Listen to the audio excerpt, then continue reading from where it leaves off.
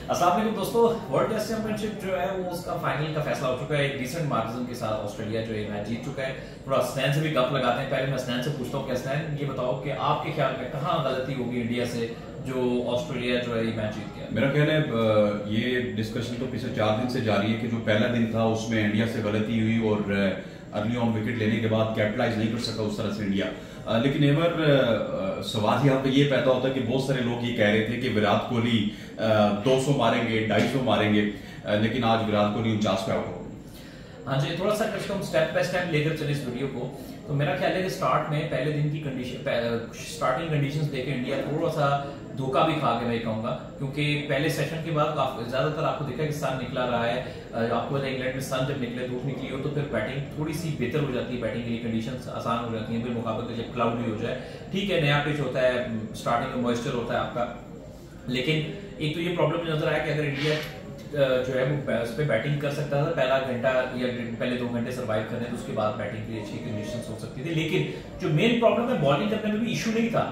अब मसला ये कि इंडियन बॉलर्स ने उतनी अच्छी बॉलिंग नहीं की जितनी उनको करनी चाहिए, तो प्लेइंग लेवल पे ठीक नहीं थी। मेरा ख्याल है कि 2 जर्मन फास्ट बॉलर्स के साथ 3 फास्ट बॉलर के साथ ये नहीं, ये 4 फास्ट बॉलर के साथ करने वाली टीम थी। उमेश यादव ने डिसअपॉइंट किया कि उन्होंने बिल्कुल भी सपोर्ट नहीं किया शामी और आपके सिराज को।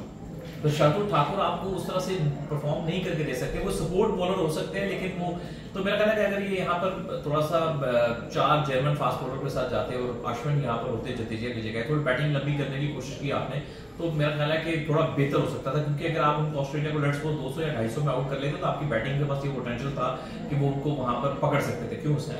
लेकिन एवन सवाल ये पैदा होता है, ठीक है आपने सवाल बहुत अच्छा किया जी कि बॉलिंग 4 बॉलर को खिलाने चाहिए थे, लेकिन इंडिया एक वाइड टीम है जो कि पिछले 30 साल की उसकी हिस्ट्री देख लें तो वो अपनी बैटिंग की वजह से जानी जाती है। वो अपने बैटर्स जो है उनके, मुझे याद है कि फैसलाबाद मुल्तान में जब वो पाकिस्तान के साथ खेलने आते थे तो 600 रन किया करते थे।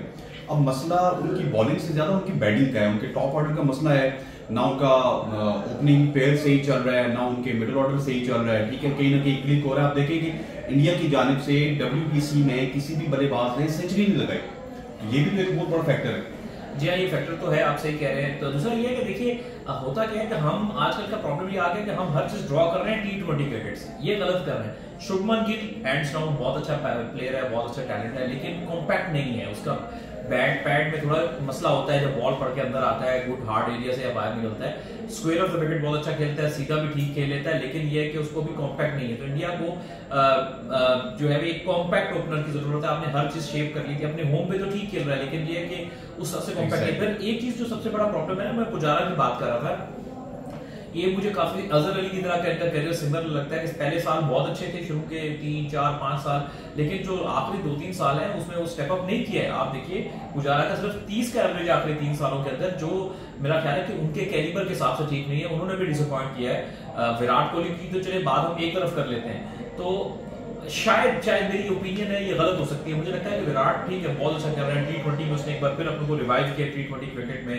ओडीआई क्रिकेट में रिवाइव किया, लेकिन टेस्ट क्रिकेट में जहां पर बहुत क्रूशियल स्टेज आ रही है, विराट ने इसका क्रूशियल स्टेज पे जो वो एक इसका था ना पीक, जब ये डबल सेंचुरी स्कोर कर लेता था, लंबे 100 करता था, वो चीज नजर नहीं आ रही। स्टार्ट्स मिले हैं, लेकिन वो उसको बड़े स्टार्ट में सारे इंडियन प्लेयर्स को स्टार्ट मिले इस मैच में। रहाणे को मिला, पुजारा थोड़ी देर के लिए रोहित शर्मा को मिला, लेकिन उसको वो बड़ी इनिंग्स में कन्वर्ट नहीं कर पाए।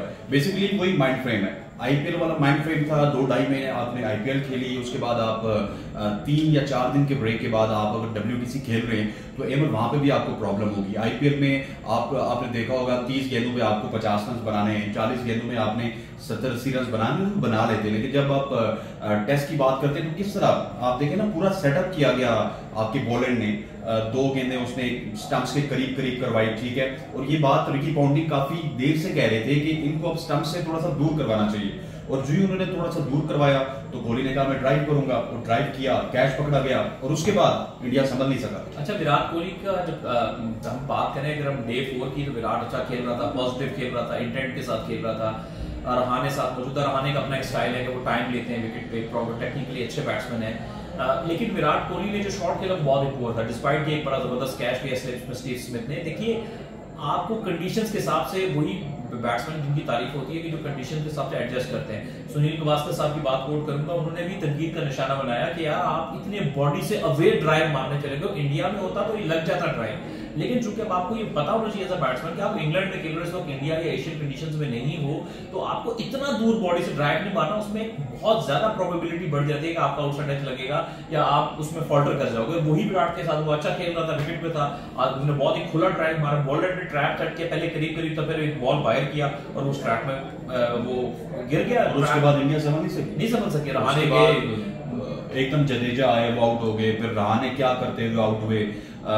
भारत लग रहा था कि शायद कुछ भारत का करेंगे, लेकिन उन्होंने भी कुछ नहीं किया और वो भी आउट हो गए। अच्छा, बॉलैंड की चीज में तारीफ करना चाहूंगा सारे डिस्कशन में कि बॉलैंड मीडियम पेसर सिर्फ नहीं है, वो बड़ी डिसेंट पेस के साथ गेंद कर रहे थे। मैंने उनको देखा 135 140 के बीच में ज्यादातर उनकी बॉलिंग रही है बॉलैंड की, और उस पेस के साथ वो हार्ड लेग को हिट किए जाते हैं। उस लेग में ये होता है कि जब बॉल पड़कर सीम लगता है इधर निकले या उधर निकले तो बड़ा बैट्समैन के लिए मुश्किल हो जाता है। मैंने इनफ एफर्ट नहीं देखा इंडियन बैट्समैन की तरफ से कि यार कोई चल के खेल लिया हो, थोड़ा सा उसकी सीम स्विंग को टैकल किया हो, या बीच में कोई ऐसा एग्रेसिव स्ट्रोक प्ले बॉलर के खिलाफ स्पेशली किया हो ताकि उसकी लाइन को सेटल ना होने दिया जाए, तो ज्यादातर क्रीज से ही खेलते रहे।